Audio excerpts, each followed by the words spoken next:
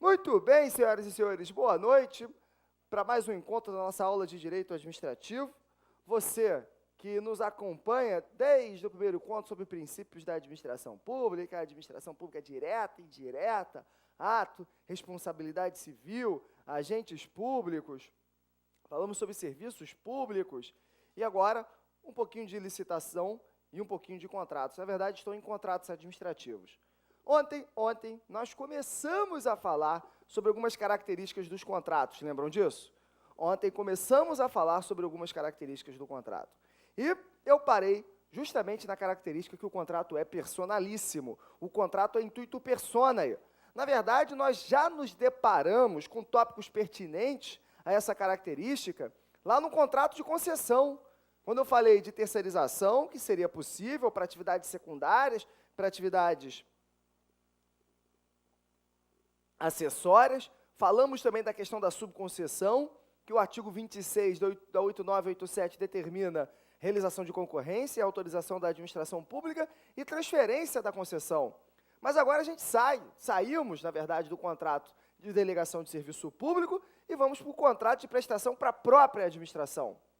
Prestação de uma atividade, prestação de um serviço para a própria administração. Esse contrato ele também é personalíssimo. Ele é absolutamente personalíssimo? Será que só quem pode executar esse contrato é o próprio contratado? O que você acha? Sim ou não? Será que é o próprio contratado apenas e exclusivamente que pode executar esse contrato? O que você acha? Não. Cuidado que não é de forma absoluta que ele é personalíssimo. Eu sugiro a leitura do artigo 72. Eu sugiro a leitura do artigo 72. Então, atenção para o artigo 72. Atenção para o artigo 72. Lá no artigo 72, você vai verificar que a administração pública pode autorizar a subcontratação. A administração pública pode sim autorizar a subcontratação.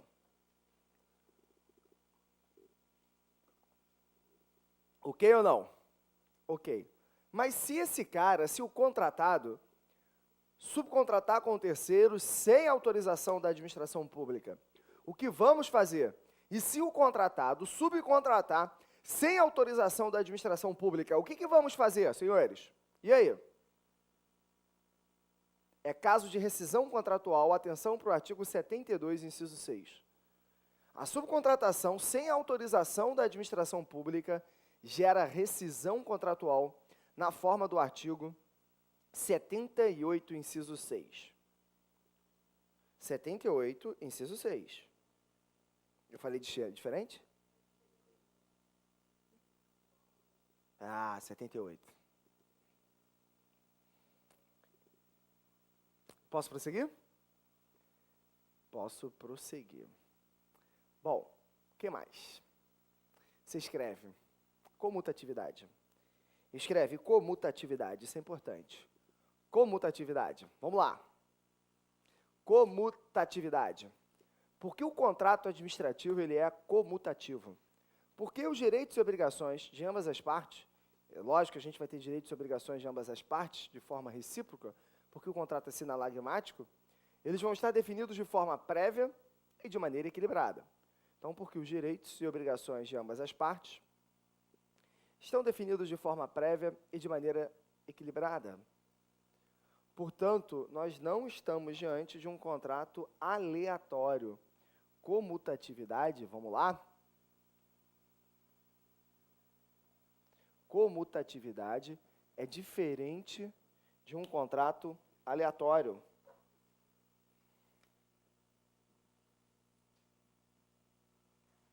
O contrato administrativo, ele não tem alha.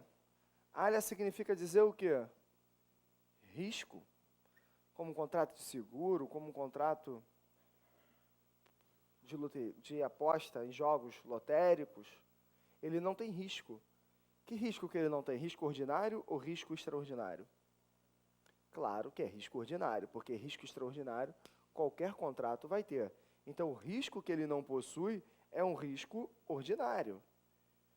Direitos e obrigações de ambas as partes estão definidos de forma prévia e de maneira equilibrada comutatividade. Diante dessa comutatividade, nós temos uma cláusula justamente que vai medir esse equilíbrio.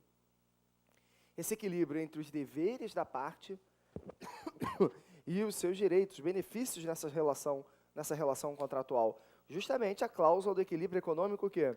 Financeiro. Então, você escreva atenção para a cláusula, show. Show. Alex, nosso comandante da sala, nosso navegador do sistema, que tem alergia a perfume, não é isso, Alex? Homem com alergia. Ainda bem que tem alergia a perfume, né? Não tem alergia a mulher, né, Alex? Pediu para eu escrever? De vermelho. Ele determina, eu cumpro, para o bem de vocês. O contrato, ele não é aleatório. O contrato não tem alha. O contrato não tem risco. O contrato não tem risco ordinário. Porque esse contrato, ele é equilibrado. Ele é equilibrado, preste atenção e se liga. Sabe o dispositivo que vai falar isso, mais ou menos, no código? O artigo 54, no código é ótimo, né? Não deixa de ser um código, né? Disciplina Normas Gerais sobre Contratos e Licitações. Artigo 54, parágrafo 1º do 8.666. Artigo 54, parágrafo 1º da 8.666, ele vai te dar essa ideia de equilíbrio prévio. Direitos e obrigações de ambas as partes definidas de forma equilibrada. Bom, se esse contrato ele é comutativo, senhores, é lógico que ele vai ter um equilíbrio. Então, ganha muito valor, tem muito relevo a cláusula do equilíbrio econômico-financeiro. Então, escreva assim, ó, atenção, vamos lá. Atenção para a cláusula do equilíbrio econômico-financeiro.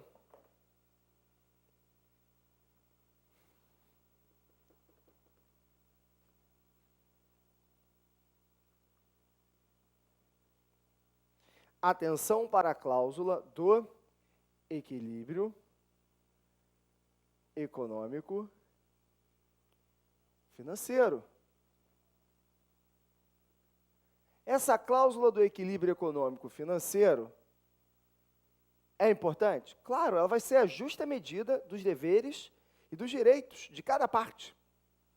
Essa cláusula do equilíbrio econômico-financeiro é direito constitucional do contratado. Você pode escrever aí, ó. É direito constitucional do contratado. A manutenção desse equilíbrio. É direito constitucional do contratado. A manutenção desse equilíbrio. E aí, muita atenção para o artigo 37 e 21 da Constituição. Por quê? Vocês gostam de errar isso. A manutenção desse equilíbrio econômico-financeiro, a tendência que você tem a achar é que ela se dá a partir da assinatura do contrato. Mas ela não é a partir da assinatura do contrato. É a partir da apresentação do quê? Das propostas. É direito constitucional do contratado a manutenção desse equilíbrio a partir da apresentação das propostas. Está expresso no 37 e 21, quando o Constituinte determinou o pagamento nos termos da apresentação do quê? Da proposta. Está lá, ó, o pagamento será dado nos termos da apresentação da proposta. 37 e 21. Nos termos da mantidas as condições efetivas da proposta. É o que está na Constituição. Foi ou não foi? Foi. Bom, pergunto eu, será que a administração pública, ela pode alterar esse equilíbrio econômico-financeiro unilateralmente? O que você acha? Se a administração pública pudesse alterar esse equilíbrio econômico-financeiro unilateralmente, o contrato seria de risco para o contratado. A administração pública não pode alterar esse equilíbrio econômico-financeiro unilateralmente, não tem como, é proibido, porque o contrato não é de risco para o contratado. Ok ou não? Ok? Então é proibido, é vedado a administração pública realizar a alteração desse equilíbrio. E nesse sentido você vai para dois dispositivos. Vocês se direcionam, por favor, para o artigo 58, parágrafo 1º e parágrafo 2º da lei. Vai lá, ó. Ver artigo, 58, parágrafo 1º, 58, parágrafo 2º, 58, parágrafo 1º, 58, parágrafo 2º, vírgula, 65, parágrafo 6º, 65, parágrafo 6º da lei. E vem comigo nessa linha de raciocínio. Vem comigo, porque o 58, parágrafo 1º, é expresso. É proibido a administração pública alterar esse equilíbrio. O 58, parágrafo 2º, diz: se vai alterar o equilíbrio, eu preciso de um acordo o quê? Bilateral. Porque o contrato não é contrato de risco. E o 65, que trabalha com a alteração do contrato, tanto a alteração unilateral como a alteração bilateral, diz: se a administração pública alterar esse contrato unilateralmente, ela precisa, por aditamento, fazer o quê, senhores? Manutenção do equilíbrio econômico-financeiro. Ela tem poder de alterar o contrato unilateralmente, é uma cláusula exorbitante. Nós vamos verificar isso, artigo 58, inciso 1, combinado com 65, inciso 1 também da lei, a linha A e B. Mas ela alterando o contrato unilateralmente, apesar de ser uma prerrogativa, observem, esse contrato não é de risco. Ela automaticamente tem que providenciar a manutenção do equilíbrio. Foi ou não foi?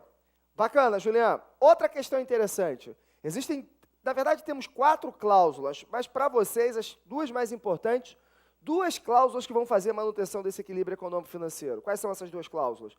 Cláusula de reajuste e cláusula de revisão. Então, escreva: atenção para as cláusulas de reajuste e revisão.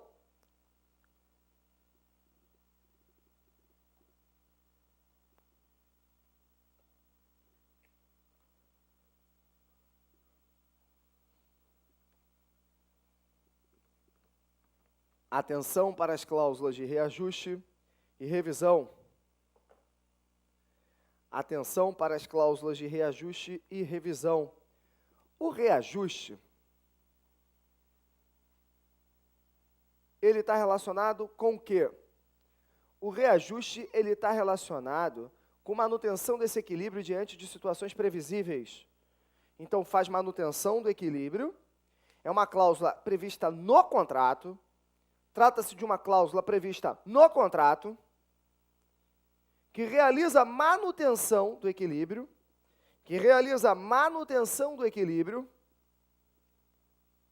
diante de situações previsíveis.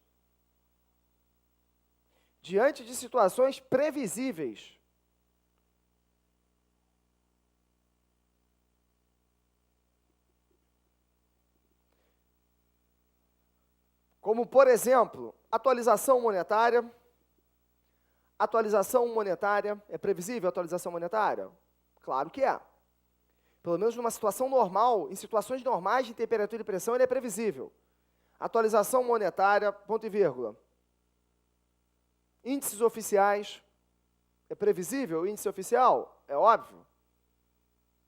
Tabela de preços, etc. Aí temos um problema. E se o contrato não tiver cláusula de reajuste? A lei fala que o contrato, né, precisa fazer essa previsão de cláusula de reajuste. Vai lá no artigo 55, por favor. Olha lá, ó. Vai no artigo 55. São cláusulas necessárias em todo o contrato a que estabeleçam os preços e as condições de pagamento, os critérios, database, periodicidade do reajuste de preços, os critérios de atualização monetária entre a data de pagamento, a de implemento das obrigações e do efetivo pagamento. Maneiro. Então tá lá, cláusula de reajustamento. Parceiros, e se não tiver essa cláusula de reajustamento? E aí? E aí, doutores? 2 possibilidades. 2 possibilidades nessa linha de raciocínio. Uma omissão ilegal da administração pública, direito constitucional do contratado, ele pode pedir o quê? O reajuste. Segunda opção, o contrato é irreajustável. Porque a comutatividade está previamente definida. Ele que utilize isso no oferecimento da sua proposta. As 2 posições são dignas na doutrina. Posição do STJ. A posição do STJ é que se o contrato não tiver reajuste, ele é irreajustável. Ok ou não? Para o STJ, se o contrato não tiver essa cláusula de reajuste, ele vai ser considerado irreajustável. Ok ou não? Ok. Segunda questão importante. Juliana, você pode argumentando? Não, né? Se desconhece. Quando você conhece 2 posições e sabe a do Superior Tribunal de Justiça, você vai. Não se desconhece posição doutrinária que defenda a tese que a atualização, a manutenção do equilíbrio econômico-financeiro é direito constitucional do contratado. E, nesse sentido, mesmo existindo omissão na realização do contrato, é necessário realizar o referido reajuste. Ponto. Entretanto, não foi esta a posição do Superior Tribunal de Justiça, não foi a posição acolhida pelo Superior Tribunal de Justiça, que considera o contrato irreajustável. Acabou. É assim que se faz numa prova. Foi ou não foi? Beleza? Beleza. Segundo tópico do reajuste. A partir de quando o contratado tem direito do reajuste e qual o tempo? 1 ano e a partir da apresentação das propostas. Se escreve, pode ser utilizado a partir de 1 ano da apresentação das propostas. Pode ser realizada a partir de 1 ano da apresentação das propostas.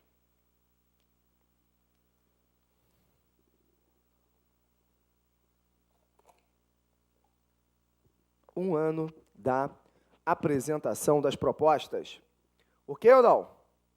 Ok. Outra questão interessante. Tem um caso emblemático no STJ, e aí muita gente discorda, a situação de modificação de salário de empregado por conta de convenção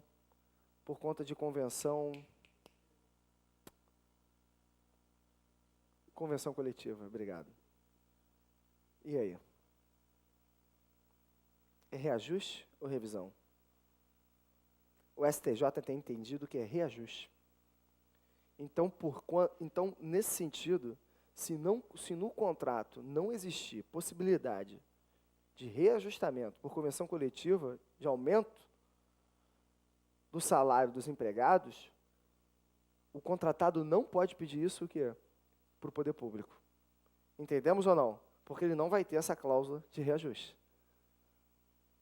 Em sentido contrário, você pode falar, Julian, na verdade, é previsível a data que vai ser feita essa convenção, mas não é sabido qual é o quê? Qual é o índice, o valor. Mas não foi essa a posição do STJ. Tranquilo? Foi ou não foi? Foi. Revisão. Revisão, escreve embaixo. Revisão. Bom, se o reajuste está direcionado para situações previsíveis, basta você imaginar que a revisão está direcionada para quê? Situações imprevisíveis, previsíveis, né? E de proporções incalculáveis. Então, bota lá, revisão, seta. Cláusula que depende. Cláusula que depende do acordo bilateral das partes. Cláusula que depende do acordo bilateral das partes. Não dá para fazer revisão sozinha. A administração pública não pode fazer revisão sozinha. Cláusula que depende do acordo bilateral das partes. Na forma do artigo 65, inciso 2, a linha D da 8.666. Na forma do artigo 65, inciso 2, da linha D da 8.666, está relacionada a situações imprevisíveis,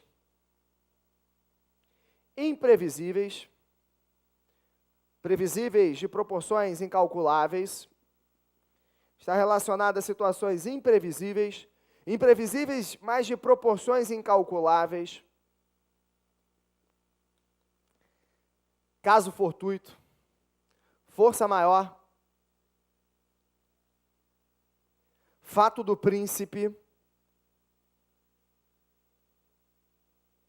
vírgula, alha extraordinária, tá junto de imprevisão isso, mas bota alha extraordinária, impeditivos e retardadores de execução contratual. Impeditivos e retardadores da execução contratual. Impeditivos e retardadores de execução contratual. Ok ou não? Ok. Agora vamos dar uma olhada nisso. Cuidado que a revisão... Olha aqui, eu não vou perder muito tempo nisso, mas quero que isso fique que fique bem claro para vocês, como ela está trabalhando com situações imprevisíveis, ela precisa de acordo o quê? Bilateral. Ela precisa de acordo o quê, senhores? Bilateral na Lei 8.666. Foi ou não foi? Tranquilo ou não? Tranquilo. Quais são as situações? Observem, olha aqui, ó. Observem que o legislador colocou tudo no mesmo saco. Está tudo no mesmo saco. Imprevisão, área extraordinária, fato do príncipe, caso fortuito, força maior. Tudo isso, para eu fazer manutenção do equilíbrio econômico e financeiro, eu preciso de um ajuste o quê? Fala para mim. Bilateral. Tranquilo ou não? Tranquilo. Não vamos confundir teoria da imprevisão com a revisão. Não vamos confundir teoria da imprevisão com a revisão. Pergunto eu, se as partes não chegarem a um acordo para a revisão, o que vai acontecer? E se as partes não sentarem e chegarem a um acordo para a revisão, o que pode acontecer? Duas possibilidades. Rescisão ou o quê? Alguma luz? Rescisão ou o quê? Revisão judicial.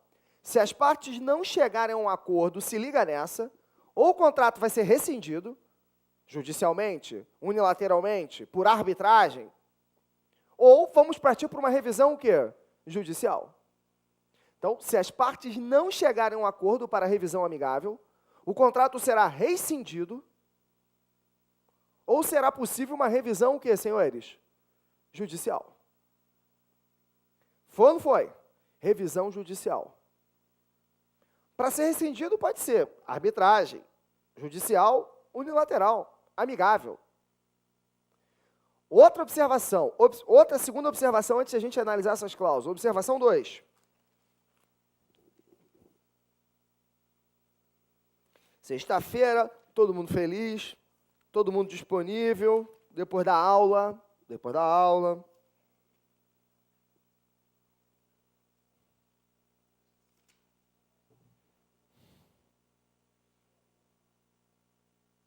Atenção para o artigo 23, inciso 4, da 8987/95. 23, inciso 4, da 8987/95.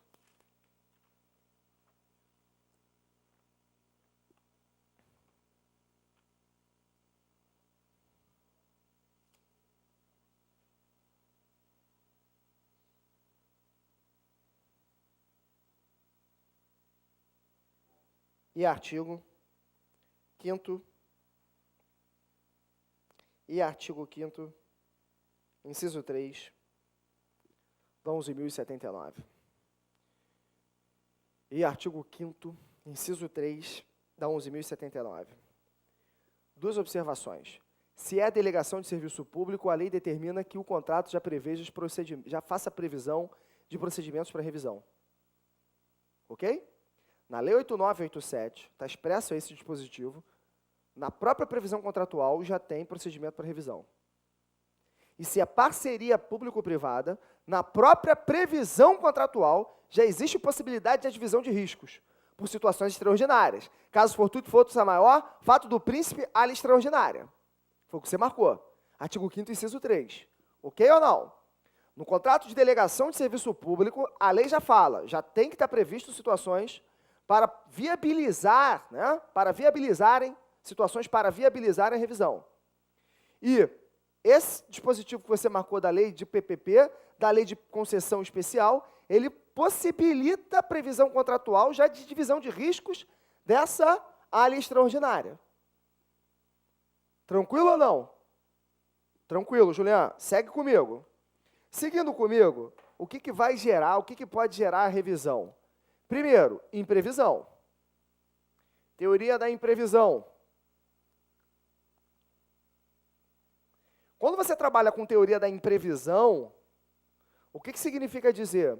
Acontecimento futuro inesperado ou esperado de proporções incalculáveis que vão alterar exclusivamente o equilíbrio econômico do contrato. Ou seja, a teoria da imprevisão, ela mexe com parte exclusivamente financeira.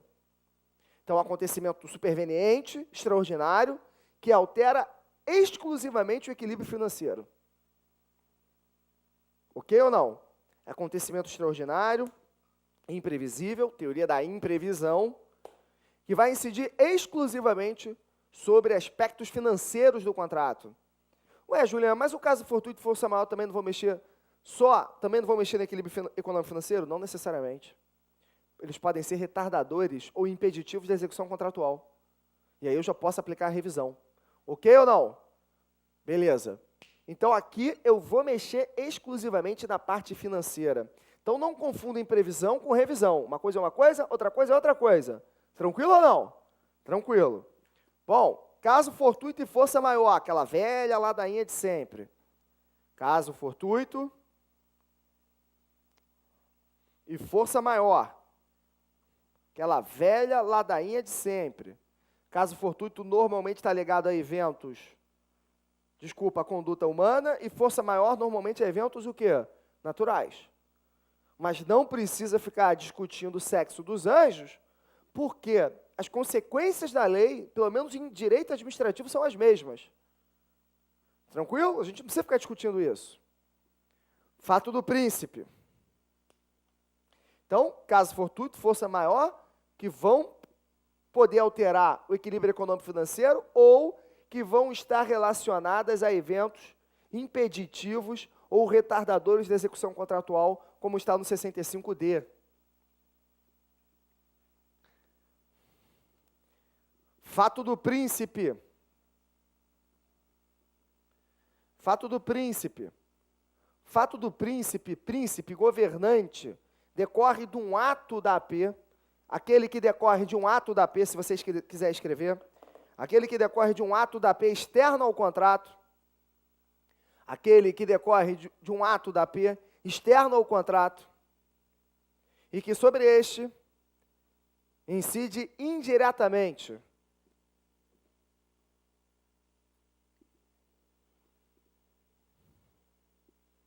E que sobre este incide indiretamente.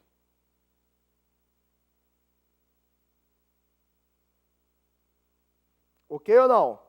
Ok. Me dá um exemplo. Exemplo clássico de fato do príncipe. Aumento de tributo. Exemplo clássico de fato do príncipe. Aumento de tributo é externo ao contrato, não está dentro da relação contratual. E sobre esse incide indiretamente. Ok ou não? Beleza? Duas observações no fato do príncipe.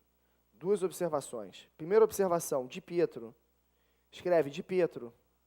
A Di Pietro ela tem uma posição bem dela, que ela entende que o fato do príncipe tem que ser da mesma esfera contratante. Entende que o fato do príncipe precisa ser da mesma esfera contratante.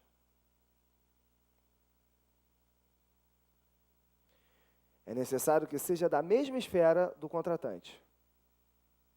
Caso contrário, ela vai encaixar onde? Em imprevisão. Caso contrário, a autora encaixa em teoria da imprevisão. Então, se for município, o ato vier da União, ela vai para a teoria da imprevisão. Ok? Consequências são as mesmas. Então, a argumentação, só para você citar. Segunda observação. Não confundir com o fato da administração. Não confundir com o fato da administração.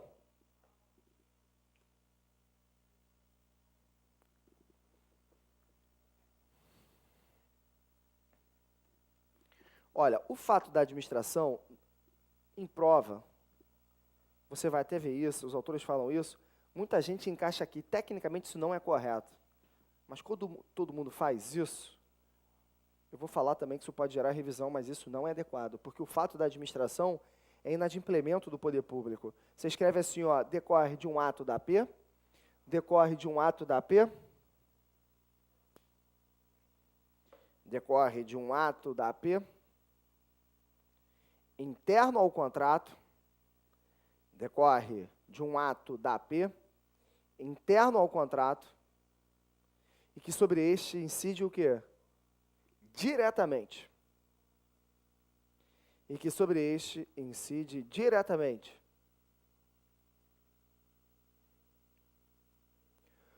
Consequentemente, o fato da administração é inadimplemento o quê? Do contratante. Na verdade, isso é inadimplemento do contratante. Porque ele é interno à relação contratual. Se ele é interno à relação contratual, por favor, gente. Se eu tenho um ato da administração pública interno no contrato que vai destruir o equilíbrio econômico-financeiro ou que vai impedir, retardar a execução contratual, é lógico que isso é o quê? Inadimplemento. E é lógico que o correto é que o particular seja indenizado e eu faça rescisão contratual, ou a administração pública modifique rapidamente a conduta dela ilegal, anule o ato ilegal dela, tome providências, e não uma revisão. Mas 90% dos autores vão encaixar isso aqui na revisão contratual.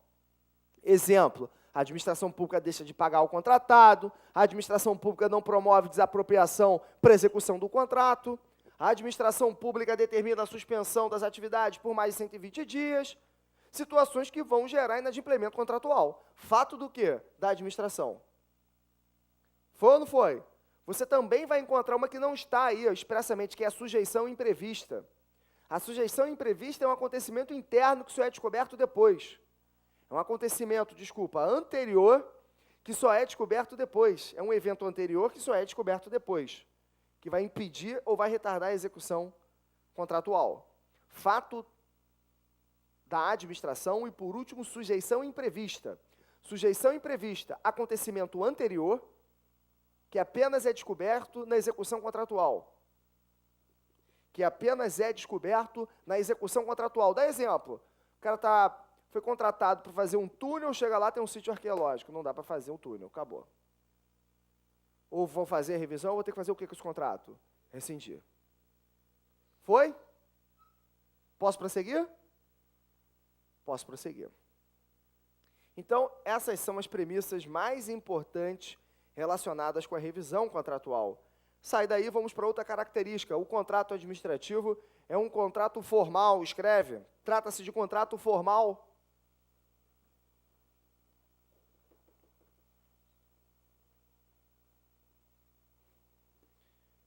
Por que é um contrato formal? Porque a lei vai determinar a formalidade que esse contrato vai ser exteriorizado. A lei vai determinar cláusulas essenciais a esse contrato. E dessa formalização do contrato, eu chamo a atenção de alguns dispositivos. Primeiro que o senhor vai ter que aprovar a minuta do contrato. Então, atenção, essa questão da formalização. O senhor vai precisar aprovar a minuta contratual. Artigo 38, parágrafo único.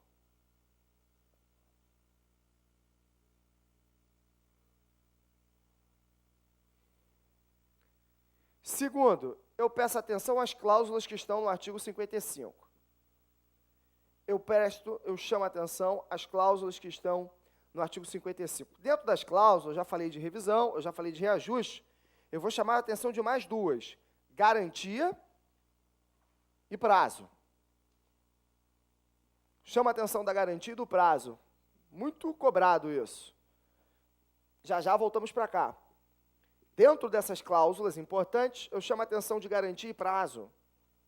Prossegue um pouquinho, já eu volto. Eu chamo a atenção também que dentro desse formalismo da relação contratual, esse contrato ele tem que ser escrito. A regra é que ele seja escrito, quase que peremptória. Só que nós temos uma exceção que também cai em concurso público. A exceção está lá no artigo 60, parágrafo único. A exceção está no artigo 60, parágrafo único, doutores.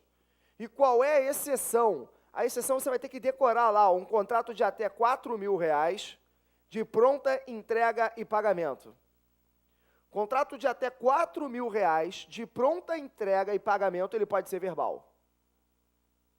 Ok? Contrato de pronta entrega e pagamento, ele pode ser verbal. Até R$4.000, que vai ser o valor que o senhor irá encontrar alcançando aí o percentual determinado no parágrafo único. Bom, regra geral, ele é escrito. Ele começa o parágrafo único falando: é nulo de pleno direito o contrato verbal ressalvado de pronta entrega e pagamento que alcança o valor de 5% do artigo 23, não sei o que lá, blá, blá, blá, blá, blá. Maneiro. Segue. Dentro desse formalismo, Eu também sugiro que o senhor sublinhe o artigo 62. Vamos lá, doutores. Eu sugiro que os senhores sublinhem o artigo 62. Por quê?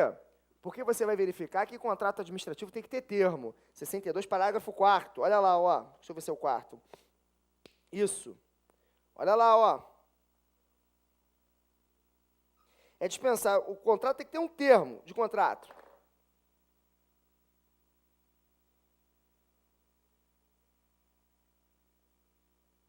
A regra geral é que ele tem um termo contratual. Só que esse termo contratual normalmente é o quê? O que nós vamos ter? Ele até vai dispensar o termo contratual formal se o contrato se esgotar e não tiver obrigações futuras. O parágrafo 4º. Mas, normalmente, o que o senhor vai estar diante? O senhor vai estar diante do instrumento. Você precisa de um instrumento próprio do contrato. Você escreve embaixo lá, ó, atenção para o instrumento contratual. Artigo 62, caput. Artigo 62, caput.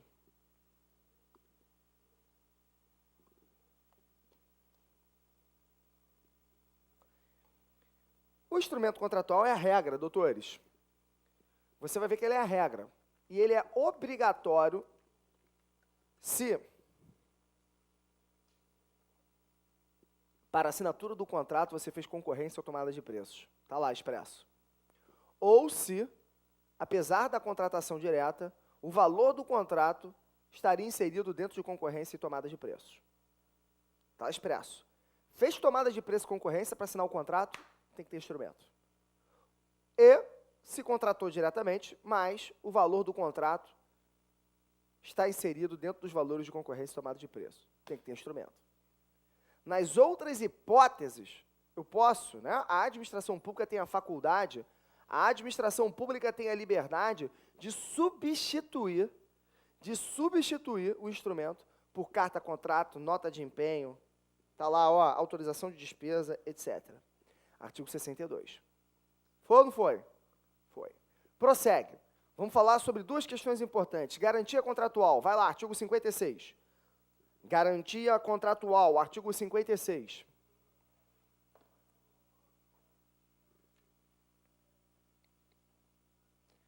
Bom, primeira coisa, isso aqui é garantia para execução do contrato, ok?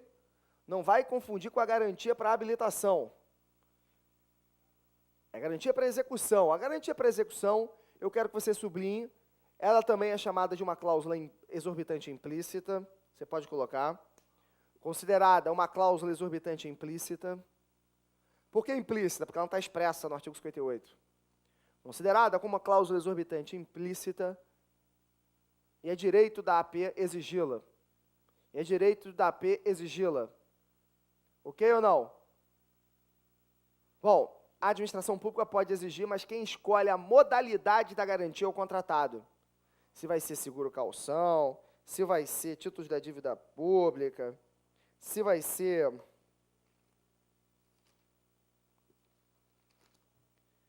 olha lá, ó, se vai ser fiança bancária, quem escolhe é o contratado. 3 observações. Primeiro, preste atenção nos valores dessa garantia, porque normalmente eles estão até 5% do contrato. Mas cuidado e sublinha lá, ó, o parágrafo 3º, que permite a administração pública cobrar até 10% do valor do contrato. Se for um contrato de grande vulto financeiro, contrato de grande vulto financeiro, a definição está lá no 6º, inciso 5, contrato de 25 vezes 1,5 milhão, vai alcançar 37 milhões e meio. Então, se o contrato for de grande vulto, de alta complexidade, que puder resultar riscos para a administração pública, isso pode alcançar até 10%.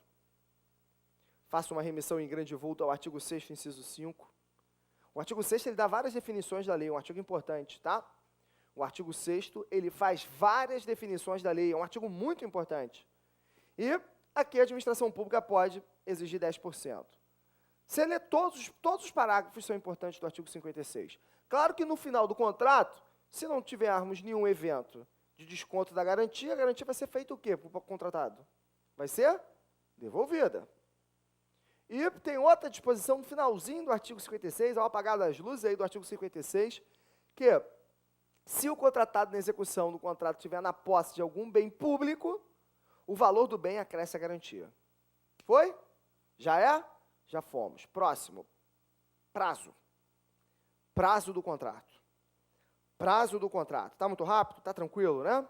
Muito tranquilo, está muito devagar. Estou até editando. Atenção, artigo 56, gente. Não dá para ficar editando o dispositivo da lei.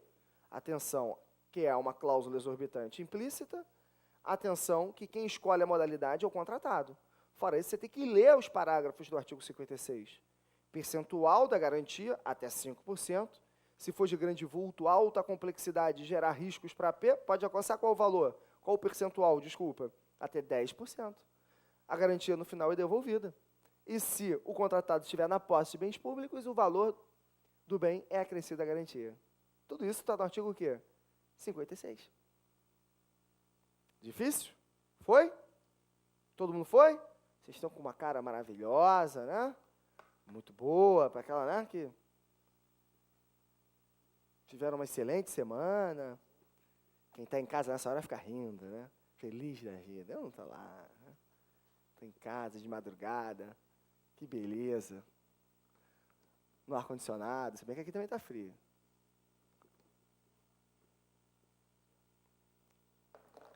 Bom, prazo do contrato. Qual é o prazo do contrato da Lei 8.666?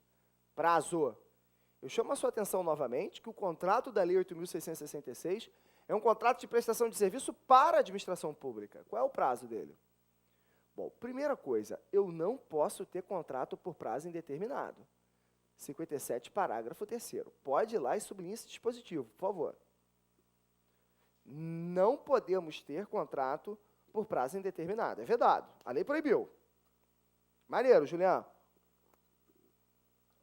Aí você pergunta, mas, Julián, qual é o prazo? O prazo está no caput. No 57. O prazo normal é do respectivo crédito orçamentário. Está lá. Do respectivo crédito orçamentário. Mas, normalmente, ele te pergunta isso? Não. Ele te pergunta justamente o quê? As exceções. As exceções dos contratos da Lei 8.666 estão, respectivamente, inciso 1, 2 e 4. Pode sublinhar todos os incisos. Inciso 1, 2 e 4. Inciso 1, se o objeto contratual estiver previsto na meta do plano plurianual, e aí pode ter duração da respectiva meta. Se o objeto do contrato estiver previsto na meta do plano plurianual. Segunda possibilidade, contrato de execução contínua, trato sucessivo, que oferecer melhores condições para a administração pública, podendo alcançar 60 meses. Ok? Podendo alcançar 60 meses, 5 anos.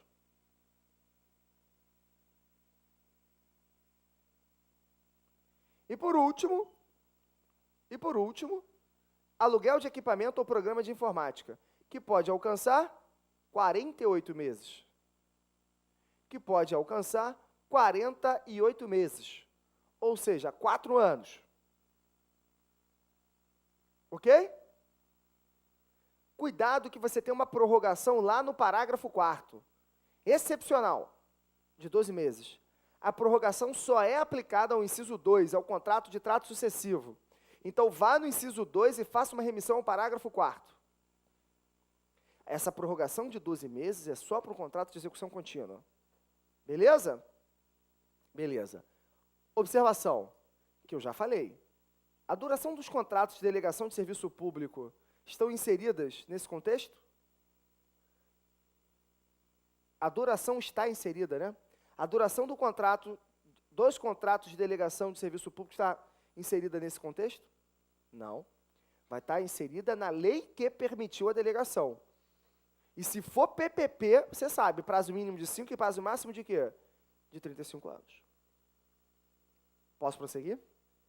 Posso prosseguir. Escreve, cláusulas exorbitantes. Cláusulas exorbitantes. Escreva, cláusulas exorbitantes. Última característica. e vamos para o nosso aguardado intervalo.